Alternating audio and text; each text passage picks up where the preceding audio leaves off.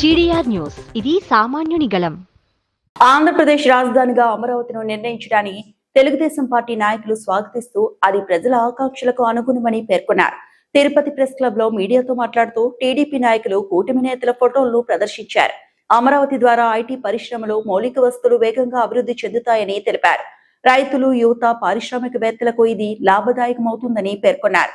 రాష్ట్రాన్ని ప్రగతి పదంలో ముందుకు తీసుకెళ్తామని విశ్వాసం వ్యక్తం చేశారు. జయరామిరెడ్డి, మాజీ Thathayyagunta గంగమూడి board member, Nagaprathap 27వ division అధ్యక్షుడు, అందరికీ నమస్కారం. ఈరోజు రాష్ట్రంలో అమరావతి కోసం రాజధాని లేని రాష్ట్రంగా గత 5 సంవత్సరాల పరిపాలన సాగింది. 14 నుంచి 19 వరకు రాష్ట్రం విడిపోయిన తర్వాత నారా చంద్రబాబు నాయుడు గారు బస్సులో పరిపాలన సాగించారు. ఈ ఆంధ్రప్రదేశ్లో అమరావతి రాజధాని కావాలని అక్కడ 33,000 ఎకరాలు రైతులు ఇవ్వడం జరిగింది. గతంలో హైదరాబాద్ని తయారు చేసినట్టు దాన్ని తలదన్నే విధంగా ఇక్కడ అమరావతిని చేయాలని ఆ రోజున్న ప్రధాని మోడీ గారి ద్వారా భూమి పూజ చేసి స్టార్ట్ చేశారు.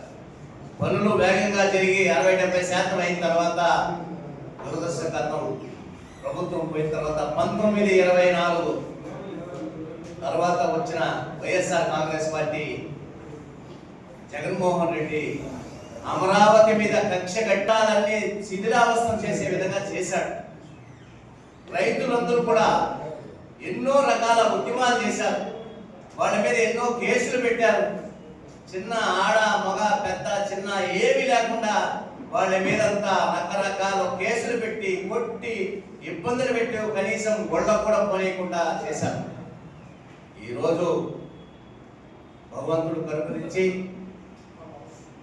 అమరావతినే మన ఆంధ్రప్రదేశ్ రాజధాని అమరావతి అని అసెంబ్లీలో ముఖ్యమంత్రి నారా చంద్రబాబు నాయుడు గారు, ఉప ముఖ్యమంత్రి పవన్ కళ్యాణ్ గారు, మంత్రి నారా లోకేష్ గారి ఆధ్వర్యంలో ఇతర మంత్రివర్గము, ఎమ్మెల్యేలు అందరూ కలిసి అసెంబ్లీలో బిల్లును పాస్ చేసి పార్లమెంట్కి పంపించారు. అక్కడ కూడా మోడీ నాయకత్వం అన్న కూటమి ఎంపీలు, అలాగే అన్ని పార్టీలు 11 పార్టీలు సంబంధించిన ఎంపీలు, పార్టీ నాయకులు అందరూ కూడా మద్దతు పలికి అమరావతి ఆంధ్రప్రదేశ్ రాజధాని అని ఒక బిల్లు పాస్ చేసేసారు.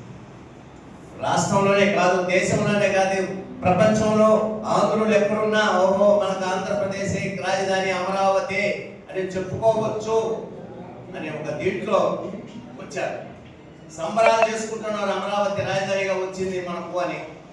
ఒక పార్టీ వాళ్ళే కాదు, మామూలు ప్రజలు కూడా 10 సంవత్సరాలుగా ఆంధ్రప్రదేశ్ విడిపోయిన తర్వాత నుంచి ఆంధ్రప్రదేశ్ రాజధాని లేదు. ఈ భారతదేశంలో ఏ రాష్ట్రంలో ఆ విధంగా ఉండదు. రాజధాని రాష్ట్రం లేని రాష్ట్రం ఏదైనా ఉందంటే అది ఆంధ్రప్రదేశే. ఇప్పుడు అమరావతి మన రాజధానిని గర్వంగా చెప్పుకునే విధంగా అందరూ కూడా కష్టపడి అమరావతిని రాజధానిగా చేశారు. అందరూ సంబరాలు చేసుకుంటా ఉంటే ఈ పిచ్చి తొక్కుల పులివెందుల ఎమ్మెల్యే వాళ్ళొక పిలుపు, రాష్ట్రంలో బిఆర్ నాయుడు రాజీనామా చేయాలి, అందరూ దానికి నిరసన చేయండి అని. డైవర్స్ పాలిటిక్స్ అది ఉండకూడదు. అంటే అమరావతి చేయడం అతనికి ఇష్టం లే. ఆంధ్రప్రదేశ్ ప్రజలు అతనికి 11 సీట్లు ఇచ్చారు కాబట్టి అతని మీద ఆంధ్రప్రదేశ్ ప్రజల మీద కసి పెట్టుకొని ఆంధ్రప్రదేశ్కి మళ్ళీ ఆయన అంటాడు, రేపు మేము వస్తే అసెంబ్లీలో మేము దాన్ని క్యాన్సిల్ చేయకూడదా అంటే ఆయనకి అమరావతి రాజధాని ఉండడం ఇష్టంలో ఆంధ్రప్రదేశ్లో. ఆయనకి రాజధాని ఉండకూడదు. ఇట్లా ప్రజలు ఇబ్బంది పడాలి రాజధాని లేకుండా.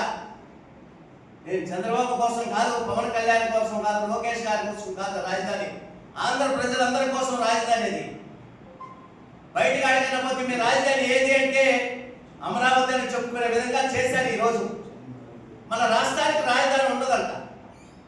అతనికి ఏమైనా మధ్యుడిని మాట్లాడుతున్నాడా? అతనికి 11 సీట్లు ఇచ్చిన తర్వాత మధ్య కూర్చుంది అతనికి. కొందరు మాజీ మంత్రులు అయితే ఏం మాట్లాడుతారో వాళ్ళకి అర్థం కాదు. మంచిది కాదు. మన రాష్ట్రానికి రాజధాని ఉండాలి. ఆంధ్రప్రదేశ్ అంటే ప్రపంచంలోనే గుర్తింపు పొందిన ఆంధ్రప్రదేశ్లో అలాంటి ఆంధ్రప్రదేశ్కి రాజధాని లేకుండా చేయడం అనేది ఎంత భావ్యమో. గత 5 సంవత్సరాలు మీరు పరిపాలన సాగించింది చంద్రబాబు నాయుడు గారు ఆ రోజు కట్టిన పరిపాలన భవన్లోనే కదా.